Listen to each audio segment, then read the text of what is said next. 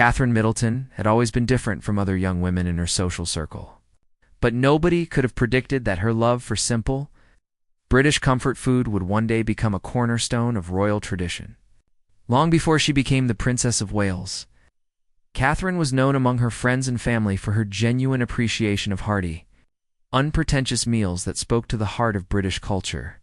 Growing up in Bucklebury, Berkshire, Catherine's relationship with food was shaped by her mother Carol's philosophy that meals should bring families together. The Middleton household was far from ostentatious, despite their growing prosperity from party pieces, the family business. Carol insisted on home-cooked meals, and Catherine often found herself in the kitchen, learning recipes that had been passed down through generations of British families. Her first true culinary awakening came during a particularly cold February evening when she was 12 years old. Catherine had been struggling with mathematics homework, feeling overwhelmed by the pressures of school and the expectations that seemed to follow her everywhere. Carol noticed her daughter's distress and quietly began preparing what she called proper comfort food, a rich, steaming shepherd's pie with perfectly golden mashed potatoes on top. The aroma that filled the kitchen was transformative. Catherine found herself drawn away from her textbooks, mesmerized by the way her mother layered the ingredients with such care and attention. Carol explained that this wasn't just any shepherd's pie. It was made from a recipe that belonged to Catherine's great-grandmother, a woman who had fed her family through 2 world wars with nothing but creativity and determination. As they sat down to eat that evening, Catherine experienced something profound. The warmth of the meal seemed to dissolve her anxiety, and she felt connected to something larger than herself. This wasn't just food. It was heritage, comfort, and love, combined into something that nourished both body and soul. From that moment, Catherine began to understand that the best British meals weren't found in fancy restaurants or elaborate preparations. They were found in the simple, honest dishes that had sustained families for generations. Her passion for traditional British cooking deepened during her university years at St. Andrews. While many of her peers survived on takeaways and instant meals, Catherine took pride in preparing proper dinners in her shared accommodations. She became known for her Sunday roasts, which drew friends from across campus who were homesick for family meals. Her tiny kitchen became a gathering place where international students could experience authentic British hospitality. It was during one of these Sunday gatherings that she first cooked for Prince William. The future king arrived expecting perhaps some basic pasta or a simple sandwich, but instead found Catherine carefully basting a perfectly seasoned leg of lamb, surrounded by roasted vegetables that filled the small flat with the most incredible aromas. William later confessed to friends that he had never experienced anything quite like it, not just the food, but the warmth and genuine care that Catherine put into every aspect of the meal. The lamb dinner became legendary among their circle of friends, not because it was elaborate or expensive, but because it represented everything wonderful about British dining culture. Catherine had instinctively understood that food was about creating moments of connection and comfort. She served the meal on mismatched plates borrowed from various flatmates, but the presentation was beautiful in its simplicity and authenticity. What made Catherine's approach to British cuisine so special was her ability to elevate simple ingredients without losing their essential character. Her bangers and mash wasn't just sausages and potatoes. It was carefully selected local sausages from a Berkshire butcher, creamy mashed potatoes made with real butter and a splash of cream, all served with onion gravy that she had spent hours perfecting. Every component was thoughtfully prepared, but the final result remained true to its humble origins. During holidays back home, Catherine would spend hours in the kitchen with her grandmother, learning techniques that couldn't be found in any cookbook. She discovered the secret to perfect Yorkshire pudding, the importance of resting time for proper scone dough, and why the best fish and chips required twice cooked potatoes. These weren't just recipes. They were cultural treasures that connected her to the heart of British identity. Her friends began to notice that Catherine possessed an almost magical ability to make any gathering feel special through food. Whether it was a simple afternoon tea with perfectly baked scones, or a hearty evening meal featuring toad in the hole, she had mastered the art of British hospitality. Her secret wasn't expensive ingredients or complicated techniques. It was her genuine love for the traditions and her understanding that the best meals tell stories about the people who prepare them. By the time she graduated from university, Catherine had developed a reputation as someone who could create memorable dining experiences from the simplest British ingredients. She understood intuitively that the nation's cuisine wasn't about sophistication or international flair. It was about comfort, tradition, and the kind of honest flavors that made people feel at home.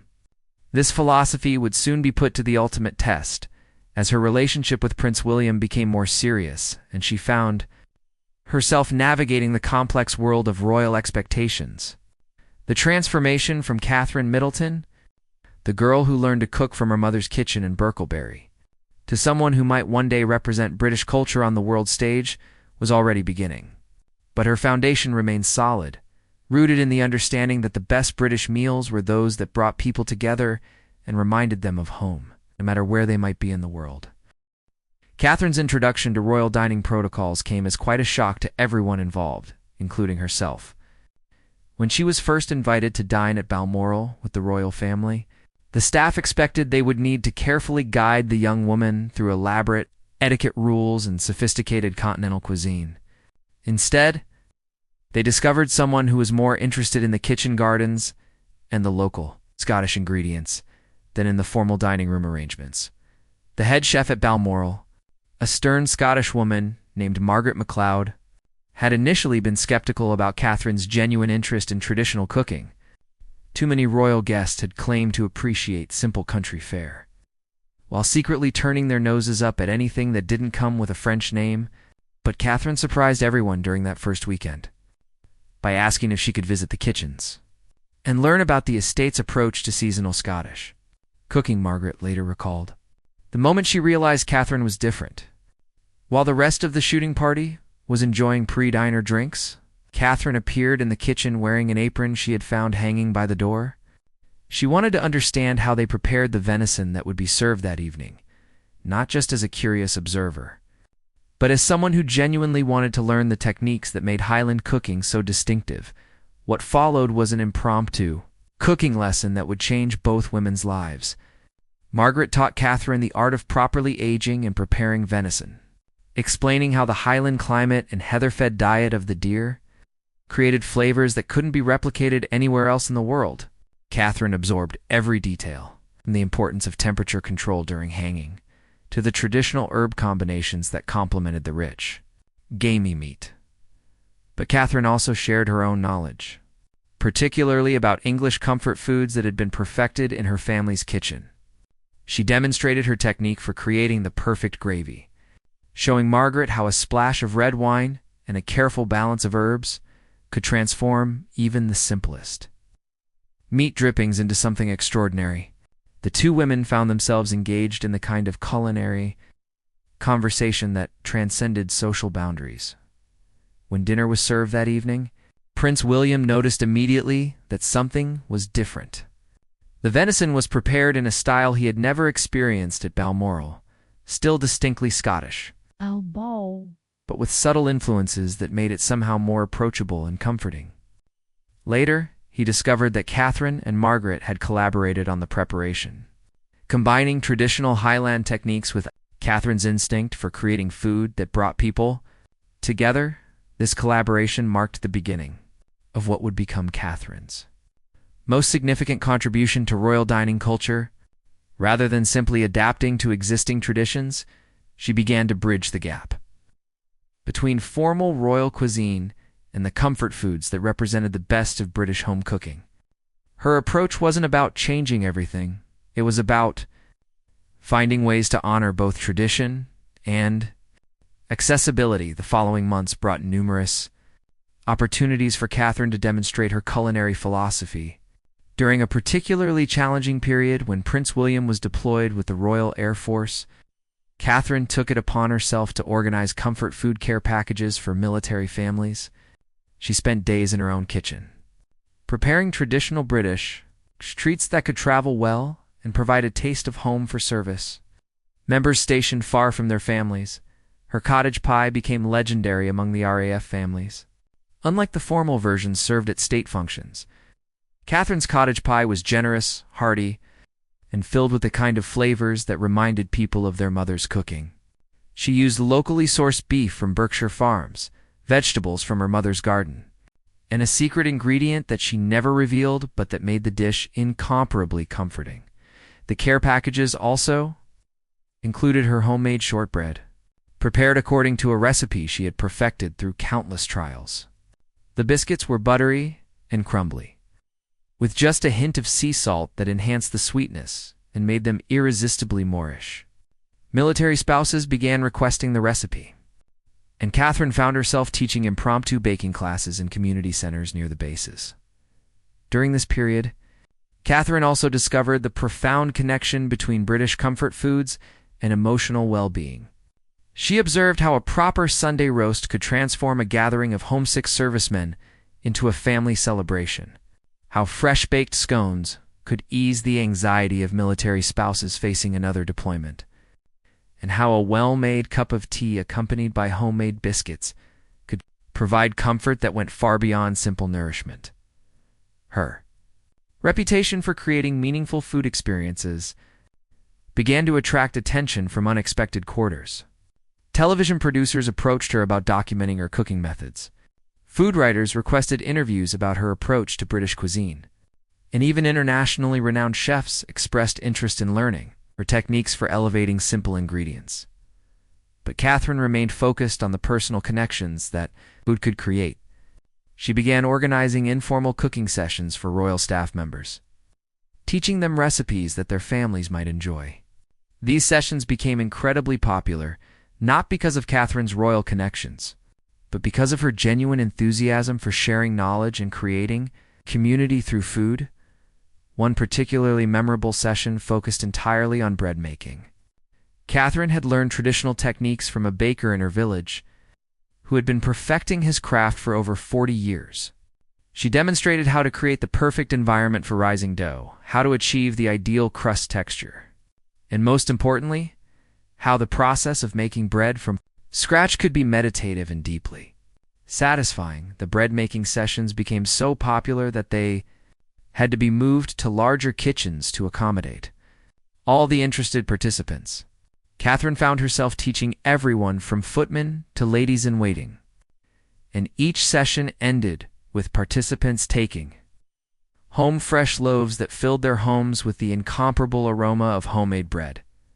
These experiences taught Catherine valuable lessons about the democratic nature of good food. In the kitchen, titles and social status mattered less than enthusiasm and willingness to learn. A perfectly risen loaf of bread or a beautifully seasoned stew commanded respect regardless of who had prepared it. This understanding would prove crucial as she prepared to take on a more formal role within the royal family, where her approach to food would need to represent both accessibility and excellence. The transformation of Catherine's culinary influence reached its pinnacle when she officially became the Princess of Wales. Suddenly, her personal food preferences weren't just matters of individual taste. They had the potential to influence British dining culture on a national and international scale. This responsibility could have been overwhelming, but Catherine approached it with the same thoughtful authenticity that had characterized her cooking from the beginning. Her first major test came during the planning of a state dinner honoring the visiting Prime Minister of New Zealand. Traditional protocol would have called for an elaborate French-inspired menu that showcased technical sophistication and formal elegance. Instead, Catherine proposed something revolutionary, a menu that celebrated the best of British comfort. Foods elevated to state dinner standards while maintaining their essential character and accessibility. The palace kitchen staff initially resisted the idea. How could shepherd's pie or fish and chips possibly represent the sophistication expected at such an important diplomatic function? But Catherine had learned from her years of experimentation that the most memorable meals weren't necessarily the most complicated ones. They were the ones that told authentic stories and created genuine connections between people. Working closely with the head chef, Catherine developed a menu that would surprise and delight international guests while showcasing the true heart of British cuisine. The evening began with elevated versions of classic pub snacks perfectly prepared Scotch eggs with farm-fresh yolks and house-made sausage meat, alongside artisanal pork pies featuring heritage breed meat and hand-raised pastry that melted in the mouth. The main course featured what Catherine called the ultimate Sunday roast, prime cuts of beef from royal estates, accompanied by Yorkshire pudding that rose to spectacular heights, and vegetables prepared with techniques that honored both tradition and innovation. The roasted parsnips were caramelized to perfection. The Brussels sprouts were transformed with the addition of chestnuts and pancetta, and the gravy was rich enough to satisfy the most discerning palates while remaining recognizably British in its honest, straightforward character. But the real triumph came with dessert, a reimagined trifle that elevated this quintessentially British pudding to new heights. Catherine had worked for weeks, perfecting a version that featured layers of whiskey-soaked sponge, fresh seasonal berries, house-made custard infused with vanilla from Madagascar, and cream so perfectly whipped it seemed to float above the other components.